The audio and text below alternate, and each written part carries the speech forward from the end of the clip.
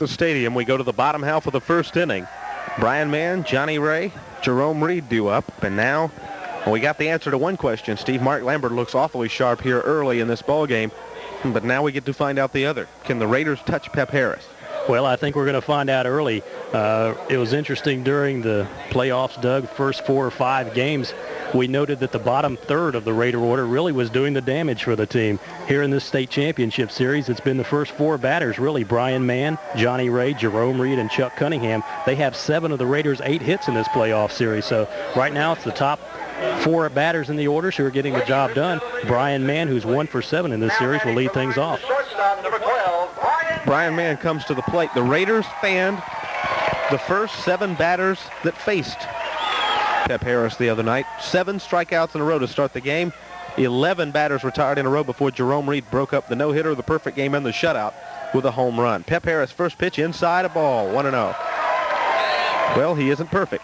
And I think one thing that's going to be interesting tonight is to see if Pep Harris gets that outside call tonight on his curveball. He got it consistently in the first 2 or 3 innings Monday night, and as a result, the Raiders felt like they had to chase his curveball. 1-0 the count to Brian Mann, the leadoff hitter for the Raiders, bottom of the first. That one's right across for a strike, 1-1.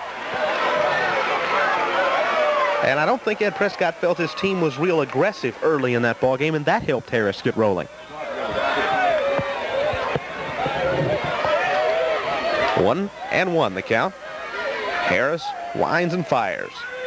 That's a strike as the curveball breaks across there, Steve, and he got the high call that time as that curve broke right the high outside corner of the plate. Well, that's the pitch you're going to have to watch tonight. That's the one Pep Harris got the strike called on consistently Monday night, and that really frustrated the Raiders in the first 4 or 5 innings. 1-2 the count. Harris to the wind. That's a called strike 3 on the outside corner.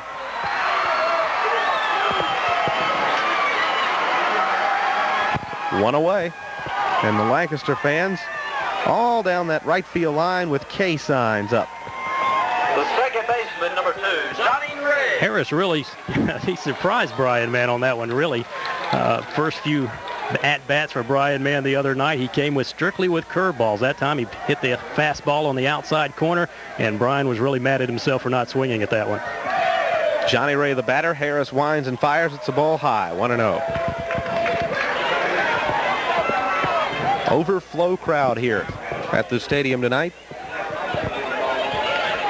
Just a few spots along the outfield fence where people have made seats, about the only place you could put anybody in this stadium, and they could still see the game. That's a called strike inside to Johnny Ray. 1 ball, 1 strike.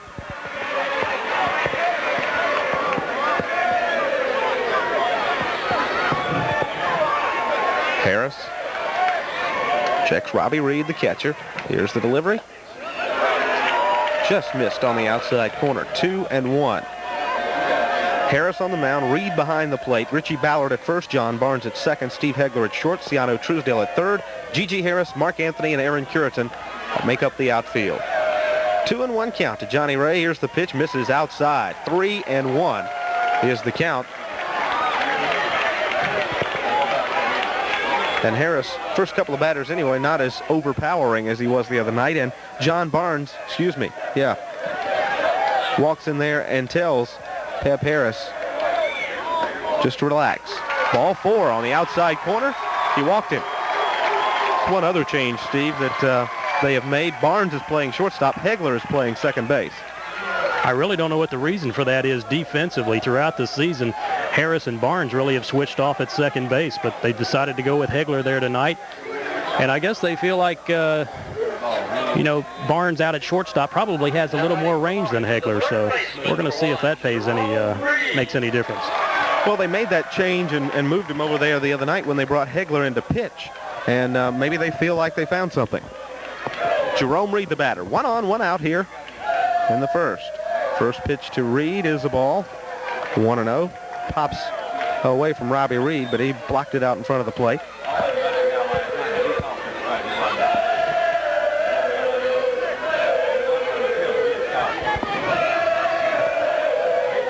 One and 0 the count. Reed back in at the plate. Harris checks Johnny Ray over there at first base. Here's the delivery. That's low. That pops away from Reed.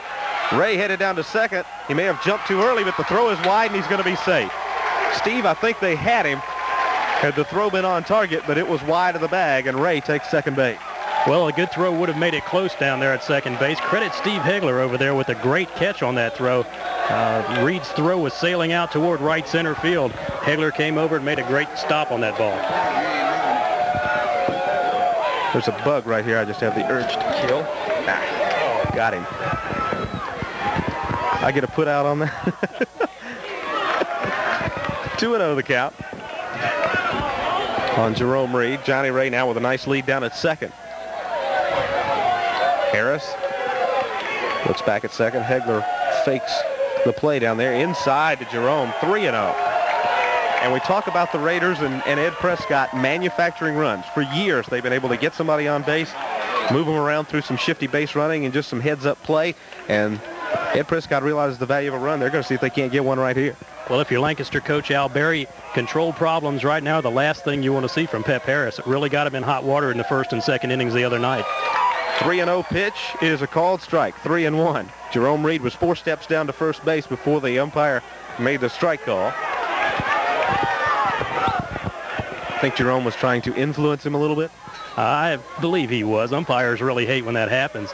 Lancaster outfielders respecting Jerome Reed's power a little more after he burned them Wednesday night. 3-1 the count. They fake the play at second. Jerome Reed hits an inside pitch foul. Ed Prescott nearly fields it, but sees it go over his hand. And the count goes to 3-2. Jerome probably swung at ball 4 then. Yeah, but we won't give Coach Prescott an error on that thing. I think it was a little out of his reach. Out of his reach or out of his range? Well, he's getting up there in years. I don't know if that was out of his range or not. He didn't make a good effort. That wasn't an Ozzie Smith error. That was a Cal Ripken error. Steve said all that. I didn't. 3-2 the count to Jerome Reed with Johnny Ray down at second. 1 out here in the bottom of the first. We have no score. Harris to... What's going on? The commercial. I went to...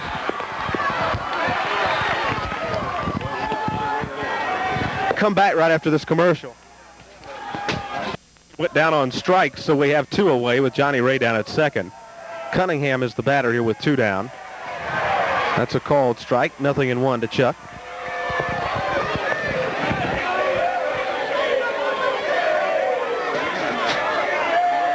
Oh, 0-1 the count. Ray with a nice lead down there at second. Barnes creeping in behind him. And they're going to wheel and throw back there. He dives back on the belly. He's safe. No score. We're in the bottom of the first. An 0-1 count on Cunningham. Ray down at second. Harris to the wind. The pitch hit high and deep out into center field. Mark Anthony may get to it. No, it's out of here. Oh, boy. That one just hung up and stayed up and got out of here in center field about 360 feet out, and Lawrence leads it 2-0. Well, Doug, throughout game 1 Monday night, Chuck Cunningham didn't miss the long ball by much against Mr. Pep Harris. He got a bunch of good look, 3 at-bats, even though he was 0 for 3. And Chuck Cunningham has carried the big bats for the Raiders. Solo home run in game 2 and a 2-run shot here in the bottom of the first inning in the big game. Steve, I'm shocked because I didn't think that one was going to get out of here. It just hung up. Well, he hit it a mile high in the air, and the balls tend to carry here earlier in the evening. But Mark Anthony, center fielder, went back, and he looked like he had a play on that ball all the way until he got out there to the warning track, and that ball was hit a ton. So the Raiders have a 2-0 lead with 2 down here in the first. And Mike Douglas comes to the plate. So advantage Lawrence. 2 runs may not be enough to win this one, but you got to feel good about Mark Lambert now going out there with a couple of runs margin to play with. Yeah, 2 runs is tough to get against Mark Lambert if he has solid defense. Pep Harris made a mistake on that pitch, came with the fastball right out in Chuck's range. Chuck, a good opposite field hitter, but he took that one almost to dead center field. Well, that's a swinging strike. Mike Douglas had the home run swing out on that one, but he missed it. 0-1 the count to Douglas. Raiders 2, Lancaster 0. Bottom of the first. Harris winds, throws, and misses on the outside corner. 1-1. Mike struggling with the bat a little bit in this series. He's 0 for 6, but he does have an RBI, and he got that one Wednesday night. 1-1 the count. Called strike 2. 1-2 the count. Wait, you talk about the great home run hitters struck out a lot, but occasionally the guys with the great velocity give up the home run. That's happened to Pep Harris in Game 1 with Jerome Reed, Game 2 tonight with Chuck Cunningham. That's true, but when you make a mistake, you don't want to make it to a good contact hitter like Chuck Cunningham. Mike Douglas fouls that one out of play right up here next to us. And the count will stay 1-2. With 2 down here, we're in the bottom of the first, and on a 2-run homer by Chuck Cunningham, the Raiders have the early lead. Douglas ready to go. Settles back in there, and Harris now gathers his thoughts. 1-2 the count on Mike. Harris winds, fires, swing and a miss, or a foul tip. Foul tip. 1-2 still the count. Doug, an important thing now for the Raiders is going to be holding that intensity, and you kind of feel like they're standing over there. They're excited right now. They were really sharp through about the first 3 innings the other night, and then hit a little bit of a lull until Lancaster began its comeback. I tell you what, one thing Coach Prescott's going to remind them when he gets them together at the end of this inning is this thing isn't over yet. Remember what they did Wednesday night in Game 2.